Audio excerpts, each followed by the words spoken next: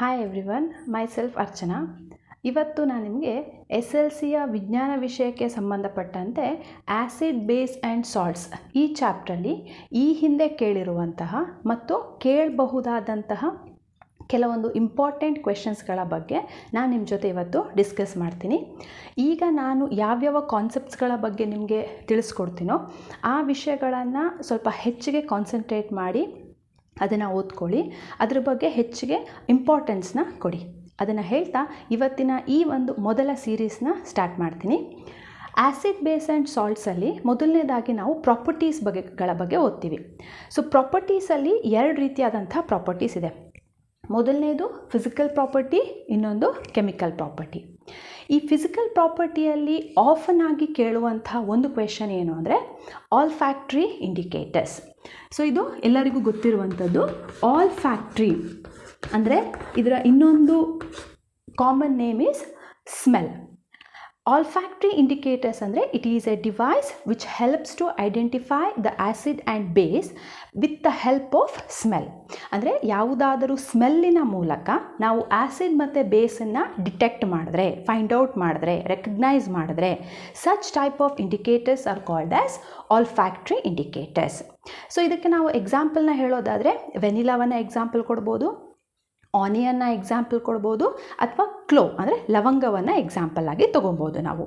So ಈ ಒಂದು question ನಮಗೆ ಫಿಸಿಕಲ್ ಪ್ರಾಪರ್ಟೀಸಲ್ಲಿ ಯಾವಾಗಲೂ ಅತಿ ಹೆಚ್ಚು ಬಾರಿ ಕೇಳಿರುವಂಥ ಒಂದು ಕ್ವೆಶನ್. ಇನ್ನು ಎರಡನೇ ಇಂಪಾರ್ಟೆಂಟ್ ಆದಂತಹ ಕಾನ್ಸೆಪ್ಟ್ ಅಂದರೆ chemical properties. So chemical properties of acid and base, ಇದರಲ್ಲಿ ನಾವು ಕೆಮಿಕಲ್ ಪ್ರಾಪರ್ಟೀಸ್ನ 4 ರೀತಿಯಲ್ಲಿ ನಾವು ಡಿವೈಡ್ ಮಾಡಿದ್ದೀವಿ. ಸೊ ಮೊದಲನೇ ಆದಂಥ ಒಂದು ಪ್ರಾಪರ್ಟಿ ಏನು ಅಂದರೆ when acid reacts with the metal. The second property ಬಂದುಬಿಟ್ಟು when acid reacts with metal carbonates and metal hydrogen carbonates. The third property ಬಂದುಬಿಟ್ಟು when acid reacts with base together, ಅಂದರೆ acid and base reacts together ಅಂತ. ಇನ್ನು ನಾಲ್ಕನೇದು when metallic oxides reacts with acid and non metallic oxides reacts with base. ಈ 4 ಕಾನ್ಸೆಪ್ಟ್ಸಲ್ಲಿ ನಮಗೆ questions ಅತಿ ಹೆಚ್ಚು ಬಾರಿ ಕೇಳಿರುವಂಥದ್ದು ಫಸ್ಟ್ ಆ್ಯಂಡ್ ಥರ್ಡ್ ಕಾನ್ಸೆಪ್ಟಲ್ಲಿ. ಸೊ ಫಸ್ಟ್ ಕಾನ್ಸೆಪ್ಟಲ್ಲಿ ನಮಗೆ 3 ಮುಖ್ಯವಾದ ಪ್ರಶ್ನೆಗಳು ಬರುತ್ತೆ. ಯಾವುದು? When acid reacts with the metal. So ಏನಾಗುತ್ತೆ?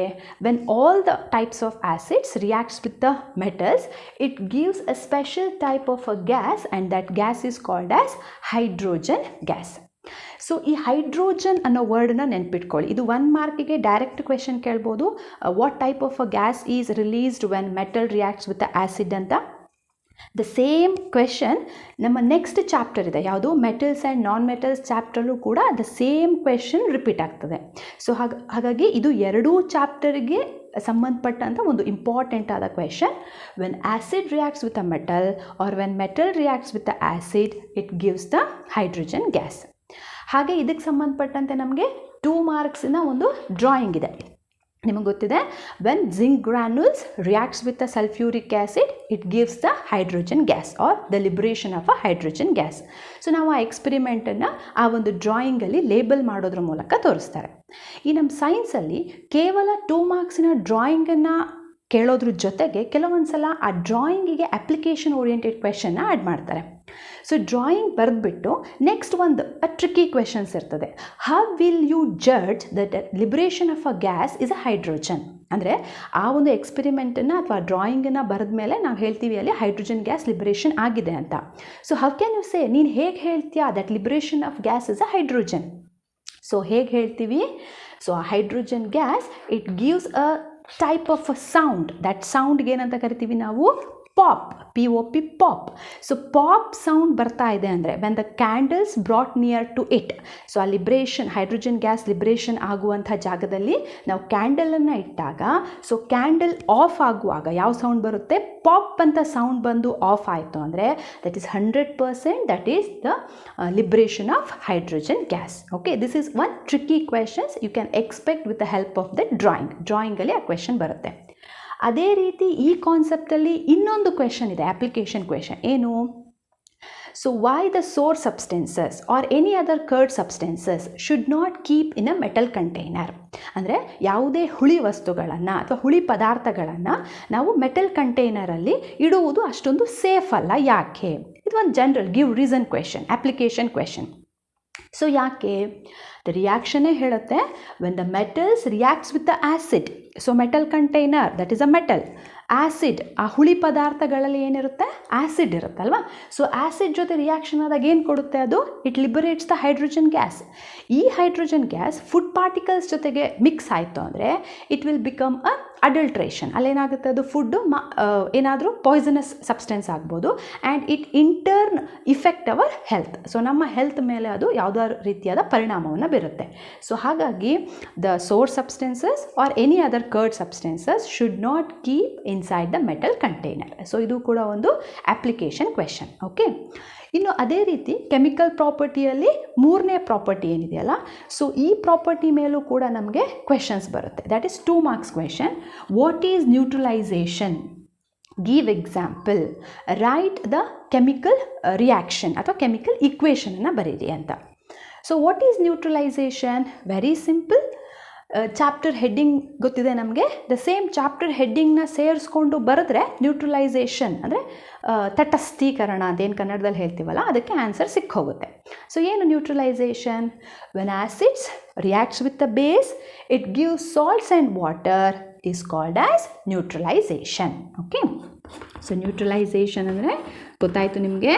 When acids reacts with the When acids reacts with the base, it gives the salts and water, that is called as a neutralization.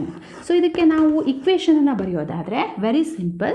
We'll take one acid, that is hydrochloric acid, reacts with the base NaOH.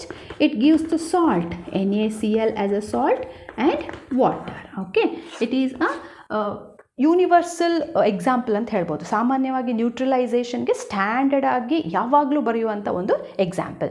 So ಇದಿಷ್ಟನ್ನು ನೀವು ಬರೆದ್ರೆ so 100% you will get the 2 marks. Okay, so ಈ total ಈ ಪ್ರಾಪರ್ಟೀಸಲ್ಲಿ ಈ first property ಮತ್ತು third property ಮೇಲೆ ಹೆಚ್ಚು ಪ್ರಶ್ನೆಗಳು ಬರುತ್ತೆ. ಹಾಗಾದರೆ ಸೆಕೆಂಡ್ ಮತ್ತು ಫೋರ್ತ್ ಪ್ರಾಪರ್ಟಿ ಮೇಲೆ ಬರೋದಿಲ್ವಾ ಪ್ರಶ್ನೆ ಅಂತಂದರೆ, ಸೊ ಅದರ ಮೇಲೆ ಯಾವುದೇ ರೀತಿಯಾದಂತಹ ಈ ರೀತಿ ಡೈರೆಕ್ಟ್ ಅಥವಾ ಟ್ರಿಕ್ಕಿ ಕ್ವೆಶನ್ಸ್ ಇರುವಂಥದ್ದಿಲ್ಲ. ಸೊ ಇಲ್ಲಿ when acid reacts with metal carbonates and metal hydrogen carbonates ಅಂತಂದರೆ just you can write the reactions ಅಷ್ಟೇ. ಹಾಗೆ ಇಲ್ಲಿ metal oxides reacts with the acid and non metallic oxides reacts with the base. So ಇಲ್ಲಿ ನಮಗೆ ಯಾವುದೇ ರೀತಿಯಾದಂಥ application ಕ್ವೆಶನ್ನ expect ಮಾಡೋದಕ್ಕಿಂತ ಜಸ್ಟ್ ಡೈರೆಕ್ಟಾಗಿ ಒಂದು question they may ask, what is the other name of metallic oxide and what is the other name of non metallic oxides. So metallic ಆಕ್ಸೈಡ್ಸಿಗೆ ಇನ್ನೊಂದು ಹೆಸರು ಏನು ಅಂತಂದರೆ that is basic oxides are they are basic in nature. ಹಾಗೆ non metallic oxides that is acidic in nature are they are acidic oxide. So ಯಾಕೆ ಅದಕ್ಕೆ basic oxides ಅಥವಾ ಇದಕ್ಕೆ ಎಸಿಡಿಕ್ ಆಕ್ಸೈಡ್ ಅಂತ ಹೇಳಿ ಕರೀತಾರೆ? ಮೆಟಾಲಿಕ್ ಆಕ್ಸೈಡು ಮತ್ತು ನಾನ್ ಮೆಟಾಲಿಕ್ ಆಕ್ಸೈಡ್ ಏನು ರಿಯಾಕ್ಷನ್ ಆದಮೇಲೆ ಪ್ರಾಡಕ್ಟ್ ಬರುತ್ತೆ, both the cases the products are same. So ಯಾವ ಪ್ರಾಡಕ್ಟ್ ಬರುತ್ತೆ? Salt and water. ಎರಡೂ ಇದರಲ್ಲಿ ಅದು ಸಿಮಿಲರ್ ರಿಯಾಕ್ಷನ್ಸ್ ಇದೆ ಎರಡಕ್ಕೂ, ಯಾವುದಕ್ಕೆ? ಮೆಟಾಲಿಕ್ ಆಕ್ಸೈಡ್ಸ್ ಮತ್ತು ನಾನ್ ಮೆಟಾಲಿಕ್ ಆಕ್ಸೈಡ್ಸ್. ಸೊ ಹಾಗಾಗಿ ನೀವು ಈ ಒಂದು ಪೋರ್ಷನಲ್ಲಿ ನೆನ್ಪಿಟ್ಕೋಬೇಕಾಗಿರೋದು ಏನು ಅಂತಂದರೆ, so what is the other name of metallic oxides? That is basic and non metallic ಆಕ್ಸೈಡ್ಸ್ಗಾದರೆ ಆ್ಯಸಿಡ್. ಓಕೆ, ಇನ್ನು ಈ ಒಂದು ಆ್ಯಸಿಡ್ ಬೇಸಲ್ಲಿ ಬರುವಂತಹ ಇನ್ನೊಂದು ಇಂಪಾರ್ಟೆಂಟ್ ಕಾನ್ಸೆಪ್ಟ್ಸ್ ಅಂದರೆ what is common in acid and base. So ಇಲ್ಲೂ ಕೂಡ ಈ ಒಂದು ಕಾನ್ಸೆಪ್ಟನ್ನು ಆಧಾರವಾಗಿಟ್ಕೊಂಡು so they can ask 3 different types of a question. So first will discuss what is common in acid and base. So acid ಮತ್ತು ಬೇಸ್ಗಳಲ್ಲಿ common ಆಗಿರುವಂಥ factor ಯಾವುದು, terminology ಯಾವುದು? ಸೊ ಆ್ಯಸಿಡ್ ಆ್ಯಂಡ್ ಬೇಸಲ್ಲಿ ಕಾಮನ್ ಆಗಿರುವಂಥ ಫ್ಯಾಕ್ಟರ್ಸ್ ಆರ್ ಎ ಟರ್ಮಿನಾಲಜಿ ಯಾವುದು ಅಂದರೆ ಆ್ಯಸಿಡಲ್ಲಿ H+ ion and ಬೇಸಲ್ಲಿ OH- ion. That's it, you will get a 1 mark. So next, based upon these ions, ಈ ಅಯಾನ್ಗಳನ್ನು ತಿಳ್ಕೊಂಡ್ಮೇಲೆ so we have to write the 2 more questions. Okay, ಏನು question ಬರುತ್ತೆ? So ಆ್ಯಸಿಡ್ಸಲ್ಲಿ H+ ಆ್ಯಂಡ್ ದೆನ್ ಬೇಸಲ್ಲಿ OH- ion ಇದೆ. So next question, whether the acid and base conducts the electricity. Yes, If it is a 1 mark question, we can write acid and base conducts the electricity. Yes. So next, the question continue ಆಗುತ್ತೆ. On what condition it conducts the electricity? So conditions ಅಂತ ಅವರು specify ಮಾಡಿದಾಗ we should write acid conducts the electricity only in aqueous state ಅಥವಾ liquid state. aqueous ಅಂದರೂ ಒಂದೇ, liquid ಅಂದರೂ ಒಂದೇ. So acid ಮತ್ತು ಬೇಸ್ ಎಲೆಕ್ಟ್ರಿಸಿಟಿಯನ್ನು ಕಂಡಕ್ಟ್ಸ್ ಮಾಡುತ್ತೆ ಯಾವಾಗ?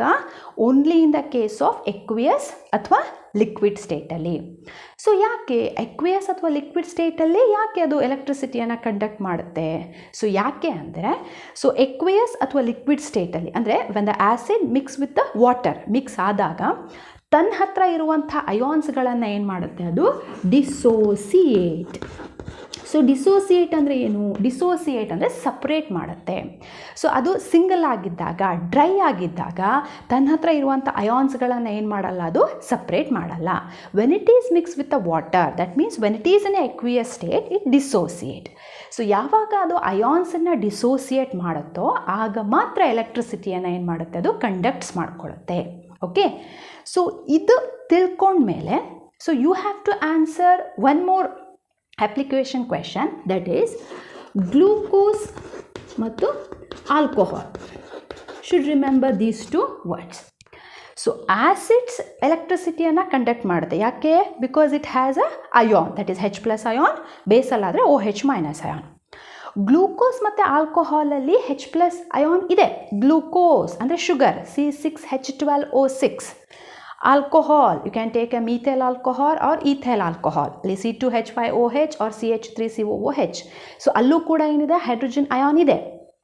Even though it has a hydrogen ion, why these two substances not conduct the electricity? ಅವು ಯಾಕೆ ಎಲೆಕ್ಟ್ರಿಸಿಟಿನ ಕಂಡಕ್ಟ್ ಮಾಡಲ್ಲ ಅಂತ ಕ್ವೆಶನ್ ಬಂದಾಗ ಸೊ ನಮಗೆ ಗೊತ್ತಿರಬೇಕು ಯಾಕೆ ಅಂತಂದರೆ, ಗ್ಲೂಕೋಸ್ ಮತ್ತು ಆಲ್ಕೋಹಾಲಲ್ಲಿ ಹೈಡ್ರೋಜನ್ ಅಯಾನ್ ಇದ್ದರೂ ಕೂಡ ಅವುಗಳಿಗೆ ಒಂದು ಪ್ರಾಪರ್ಟಿ ಇಲ್ಲ. ಯಾವ ಪ್ರಾಪರ್ಟಿ ಇಲ್ಲ? ಅದು ಡಿಸೋಸಿಯೇಟ್ ಪ್ರಾಪರ್ಟಿ ಇಲ್ಲ. ಅಂದರೆ ತಮ್ಮ ಹತ್ರ ಇರುವಂಥ ಅಯಾನ್ಸ್ಗಳನ್ನು ಸಪರೇಟ್ ಮಾಡುವಂಥ ಪ್ರಾಪರ್ಟಿ ಯಾವುದಕ್ಕಿಲ್ಲ? ಗ್ಲೂಕೋಸ್ ಮತ್ತು ಆಲ್ಕೋಹಾಲ್ಗೆ. So that's the reason these two substances do not conducts the electricity. Clear? Well, I repeat once again. Acid, base and ಸಾಲ್ಟ್ಸಲ್ಲಿ ಫಿಸಿಕಲ್ ಪ್ರಾಪರ್ಟಿಯಲ್ಲಿ ನಿಮಗೆ ಬರುವಂಥ question olfactory indicators, that means indicates with the help of the smell. So chemical ಪ್ರಾಪರ್ಟಿಯಲ್ಲಿ often ಆಗಿ ಕೇಳುವಂಥದ್ದು, what type of a gas is liberated when acid reacts with a metal, that is a hydrogen gas. Next, what type of a sound is produced ಅಂದರೆ that is a pop sound. And why we shouldn't keep ಅಥವಾ why the source substances shouldn't keep inside the metal container ಅಂದರೆ because it gives the hydrogen gas and it may spoil the food particle. ಇನ್ನು third ಪ್ರಾಪರ್ಟಿಗೆ ಸಂಬಂಧಪಟ್ಟಂತೆ questions ಇರುತ್ತೆ. ಏನು? What is a neutralisation reaction? That means when acid reacts with the base it gives the salts and water. Okay, well, the other name of metallic oxide is basic and the non metallic oxide is acid. So next important terminology, common term in acid and base ಅಂತ ಬಂದಾಗ the common term of acid is H+, that is hydrogen plus, and base is OH-. ಆಮೇಲೆ why the acid do not conducts the electricity in a dry state? ಯಾಕೆ dry ಸ್ಟೇಟಲ್ಲಿ ಮಾಡೋದಿಲ್ಲ ಅಂತಂದರೆ, so ಅದು ions dissociate ಆಗಬೇಕು ಅಂತಂದರೆ so ಯಾವ state ಇರಬೇಕು? Aqueous state. So when it is in an aqueous state, it dissociates the ions. So with the help of this, it can easily conduct the electricity. So ಅದಕ್ಕೆ contrast ಆಗಿ ಯಾವ question ಇರುತ್ತೆ? Glucose ಮತ್ತು alcohol ಯಾಕೆ ಎಲೆಕ್ಟ್ರಿಸಿಟಿಯನ್ನು conducts ಮಾಡಲ್ಲ even though it has a H+ ion ಅಂತ ಕೇಳಿದ್ರೆ, because the glucose and alcohols do not have the ability to dissociate the ions. Okay, so ಇದಿಷ್ಟು ಈ ಒಂದು ಚಾಪ್ಟ್ರಲ್ಲಿ ಮೊದಲ ಹಂತದಲ್ಲಿ, ಮೊದಲ ಸೀರೀಸಲ್ಲಿ ನಾನು ನಿಮಗೆ ಹೇಳಿರುವಂಥ ಇಂಪಾರ್ಟೆಂಟ್ ಆದ ಕ್ವೆಶನ್ ಆ್ಯಂಡ್ ಆನ್ಸರ್. ಇದ್ರ ಬಗ್ಗೆ ಹೆಚ್ಚಿನ ಕಾನ್ಸಂಟ್ರೇಟ್ ಇಟ್ಟು ಅರ್ಥ ಮಾಡಿಕೊಂಡು ಓದ್ಕೊಳ್ಳಿ. ಇಲ್ಲಿ ನಿಮ್ಗೆ ಏನಾದರೂ ಸಣ್ಣ ಪುಟ್ಟ ಡೌಟ್ಸ್ಗಳೇನಾದರೂ ಬಂತು ಅಂದರೆ ಕಮೆಂಟ್ ಸೆಕ್ಷನಲ್ಲಿ ಹಾಕಿ ನಾನು ನಿಮಗೆ ಆನ್ಸರ್ ಮಾಡ್ತೀನಿ. ಸೊ ಮುಂದಿನ ಸೀರೀಸಲ್ಲಿ ಇದೇ ಚಾಪ್ಟ್ರ ಮುಂದಿನ ಇಂಪಾರ್ಟೆಂಟ್ ಕ್ವೆಶನ್ ಆ್ಯಂಡ್ ಆನ್ಸರ್ಗಳನ್ನ ನಾನು ನಿಮಗೆ ತಿಳಿಸ್ಕೊಡ್ತೀನಿ. ಅಲ್ಲಿ ತನಕ ಎಲ್ಲರಿಗೂ ನಮಸ್ತೆ.